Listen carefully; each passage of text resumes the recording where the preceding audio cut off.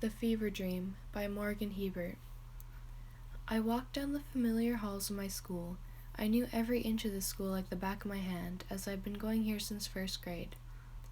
I turned down one of the hallways, and that is when I realized something was not right. There was a new hallway that had not been there the day before. Somewhere in my head I realized this was wrong, but the greater part of my mind was hooked on the fact that if I went down this new hallway, it would bring me to my favorite area of the school. The old school hallways were bland and yellow. The tile floors reflected the repetitive fluorescent lights. This new hallway was different.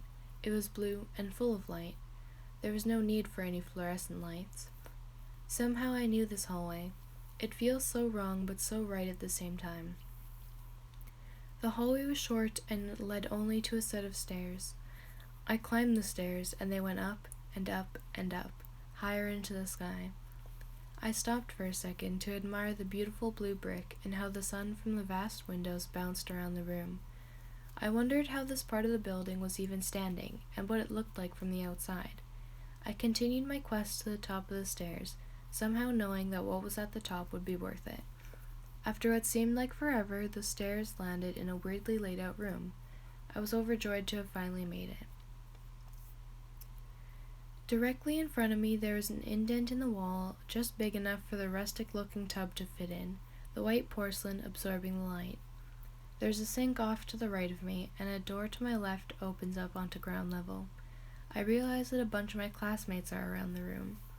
Trevor is standing above the tub next to Larry, and they are both laughing at something Kyle had said from out the window.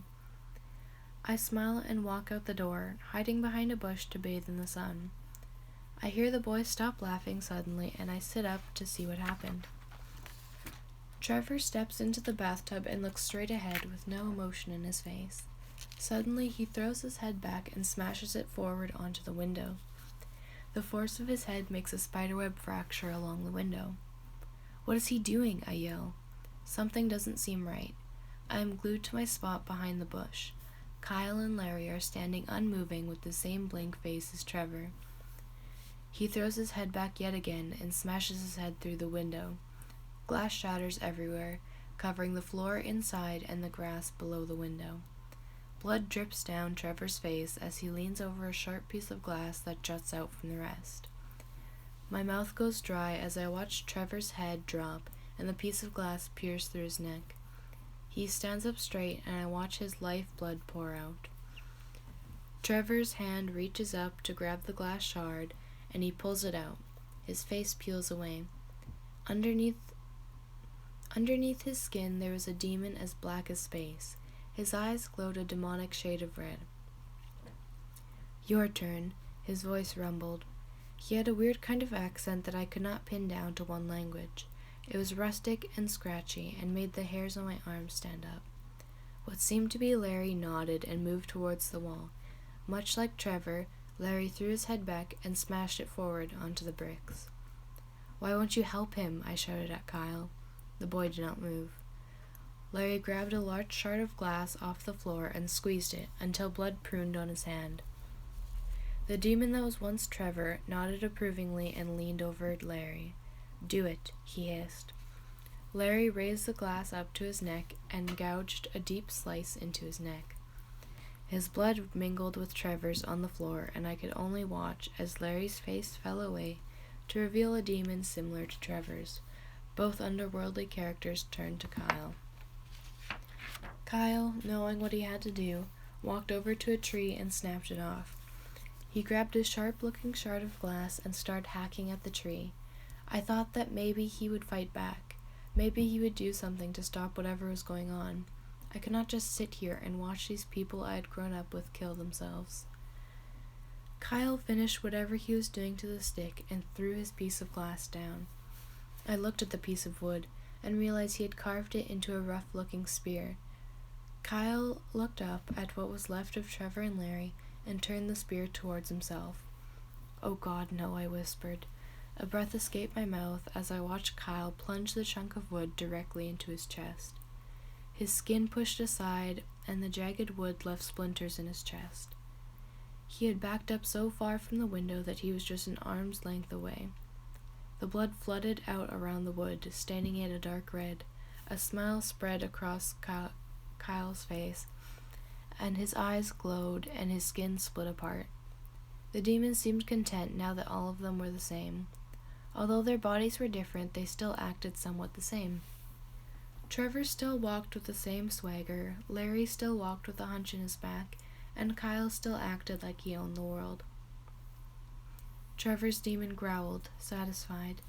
Now that we're all in our greater forms— No, Kyle interrupted, we are not. All three of the figures turned towards me and I knew I was done with. Guys, I know you're in there, I reasoned, backing up. You are still you, even if you're dead. The demon that was Kyle followed me up, closer and closer, until I had backed myself up a ladder. About halfway up the ladder, I had backed myself into the wall of a treehouse. He got right up close to my face, and I could smell the rotting skin on his face. His red eyes shone, and he stared into my soul. Kill yourself, he whispered. What? I asked. Kill yourself, he repeated, his voice scratchy and thick with the unknown accent, yet it was still so painfully Kyle. Kyle, I'm not scared of you, I told him, trying my best to keep my voice from wavering. I straightened my back and looked him dead in the eyes. I know you're in there. Stop it. He laughs. It is a horrible sound, like the sound of a broken bone rubbing up against something. No one likes you anyway. All you are is a worthless, good-for-nothing loser. I'm not going to kill myself, I say firmly. His smile spreads across his whole face, and he says, I will kill you then. I try to keep my composure. Maybe he's right. Maybe no one likes me. I look over his shoulder and see that Trevor and Larry are cheering Kyle on. Maybe this is the right choice. Kill me then, I say. I'm not scared of you. He goes silent for a second, and he seems to be thinking. He looks at me yet again and says, I will then. I stare him down until he makes a move. I feel the heat of his burning soul as he leans in, his face right in mine, and his mouth curves up into a smile. Any last words? I'm not afraid to die. I do not think I could live after seeing what I saw. No, I say, kill me now and be done with it. I take one last look at him and see him again, not the demon, but Kyle. I wonder if there was something I could have done to save all three of them. I say my goodbyes to my loved ones and look death straight in the eye. My scream was muffled by the demon as he launched himself onto me. I gasp for air and look around in panic. My body is burning up and I feel like I'm on fire. I look around desperately, trying to find a way to cool myself off. The area around me is dark and I cannot see a thing. Where am I? I tried to move, but it's like my body is in a mold of itself, like I turned into a statue. Is this hell? Am I dead?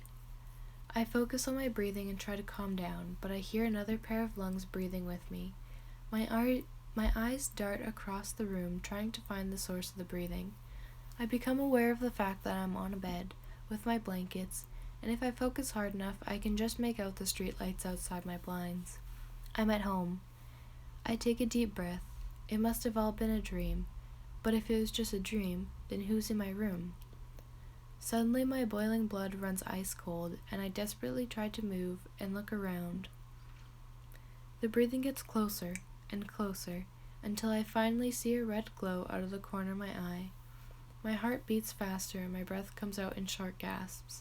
It's just a dream, I tell myself. This isn't real. The demon is back, hovering over me as I lay in my bed. Kill yourself, he says again. How is this happening? I'm in my bed and I'm still being tormented by my own nightmare. No one likes you. Just kill yourself already, it says. No, my head screams. I'm worth it, I swear. It smiles and I hear the voice of all my classmates. Kill yourself.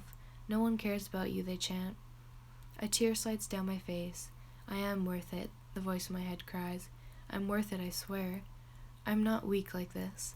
I move my fingers and slowly move my arms and legs. I pull myself back into the real world and the demon dissolves. I take a breath and calm myself down. I roll over in my bed and kiss my cat on the head. I tell myself that I'm okay and assure myself that I'm back in reality. I am worth it, I whisper to myself. I am.